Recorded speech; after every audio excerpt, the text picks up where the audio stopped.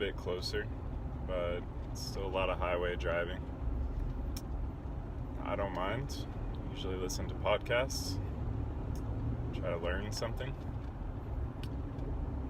So we are heading towards Monroe, North Carolina right now.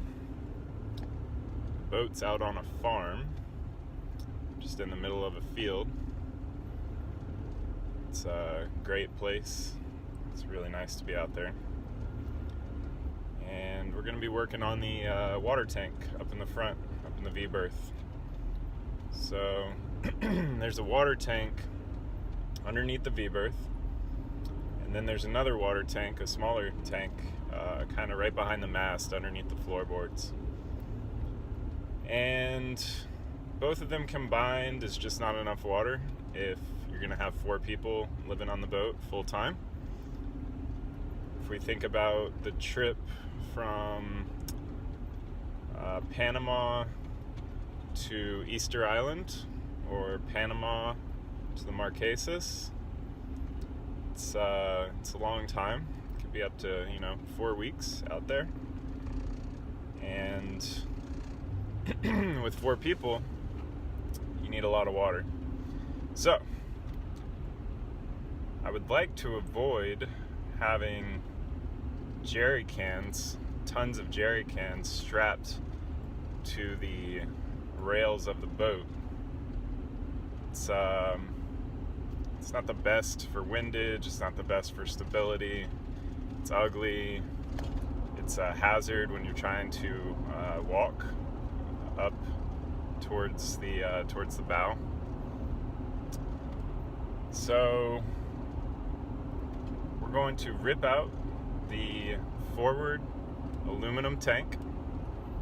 Aluminum is really not the best choice for a water tank anyhow, because over time it forms aluminum oxide, which is just basically like rust of the aluminum kind. And then,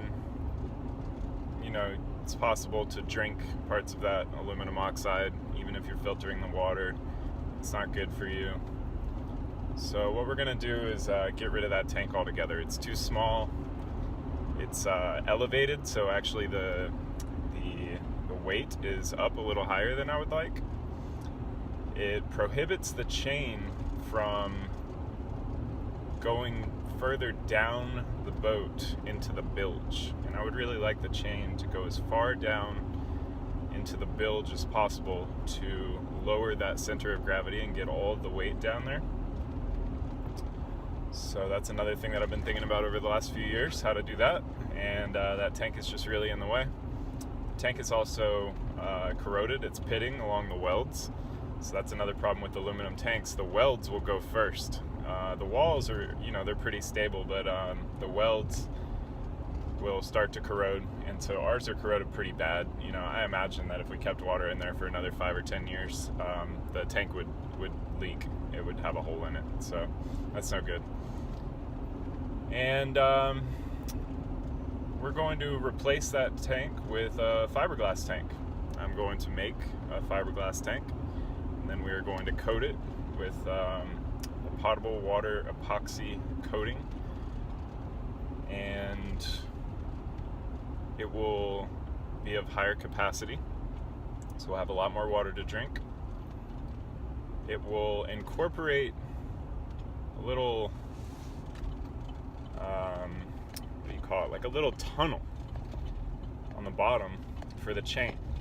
So the chain can go all the way down in the bilge, and the center of gravity will be lower. You won't have all that weight up in the forward chain locker. And the water tank itself, the top of the water tank is going to be perfectly in line with the water line outside the boat. So there will be no weight above the water line. All of the weight and water and chain inside the boat will be below the water line, which will help us out with stability. As a matter of fact, the chain locker as it is now will be completely empty, and it will just be filled with air, which is great. So this will prevent hobby horsing and all sorts of stuff that you don't want. And with the Alberg, that's important because of the overhangs. So you have a bow overhang, and then you have the transom, the stern overhang as well. And sometimes that can start a problem of hobby horsing and different seas, and it's very uncomfortable. So you don't want that. Just pulling into the farm now, so I'll check back with you.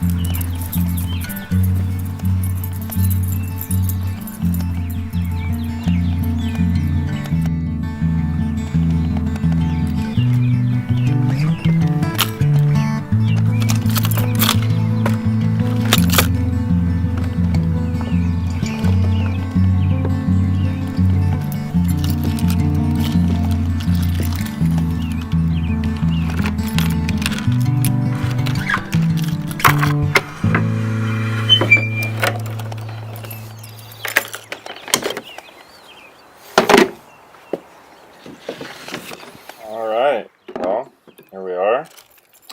Welcome aboard. We have most of the interior removed. And as we move up here into the forepeak, got these little storage compartments that go underneath the V-berth.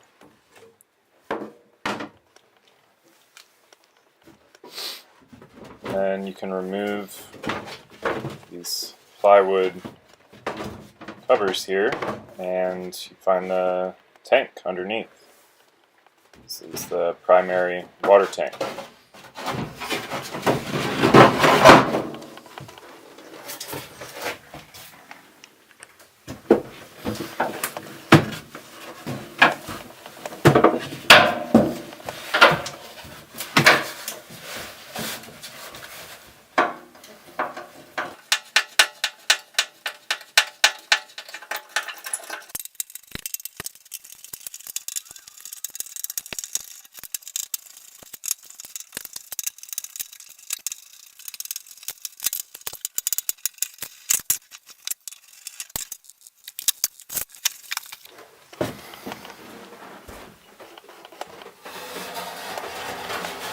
So down in the tank is all of this white powder. This is actually aluminum oxide that has accumulated over the years. It's basically the inside of the tank rusting out. So we got to get all that out of there.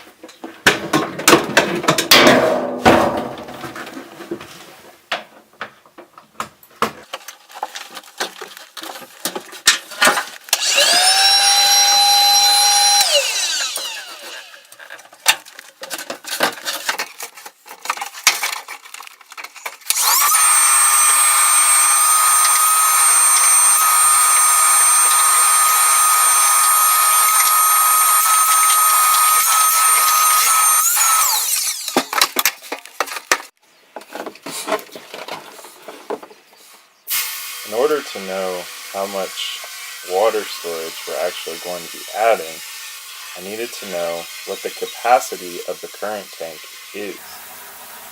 When we bought the boat, I was told that it was 35 gallons, but I needed to know for sure.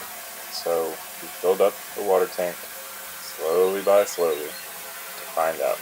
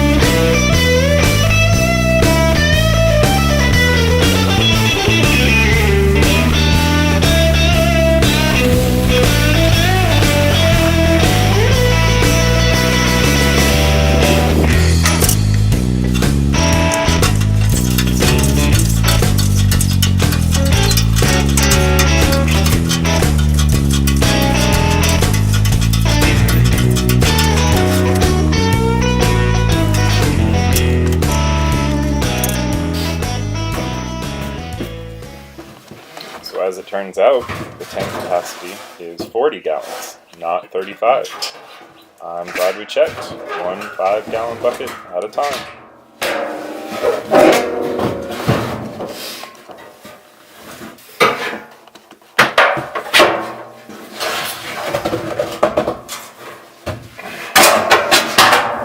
This tank was installed before the deck was put on the hull of the boat during construction. This was way easier for the builder, but unfortunately it's a disaster when the tank inevitably fails because there is no way to remove it without cutting it into pieces. Nigel Calder, in his book Boat Owner's Electrical and Mechanical Manual, says that it has always seemed to him a missed opportunity that more builders do not use integral tanks.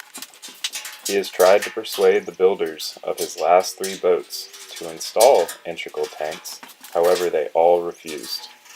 It's crazy because integral tanks make use of every square inch of space, and it will last the lifetime of the boat. So here I am, measuring a line to cut on so I can get this tank out of the forepeak.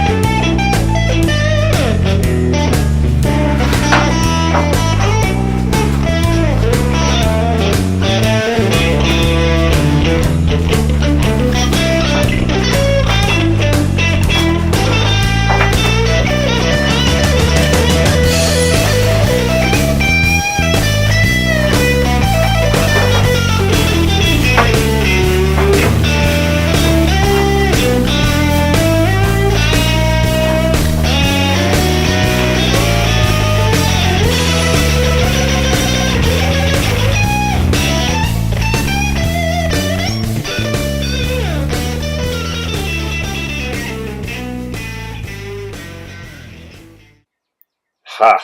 Yeah, right. I really thought it would be that easy. But nope. Got to do some more cutting.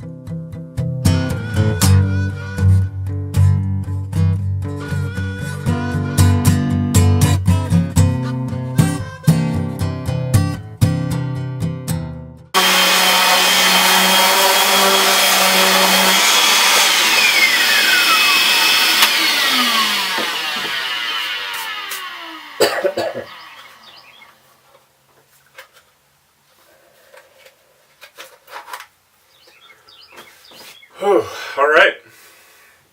So I've been in here for 3 hours sanding.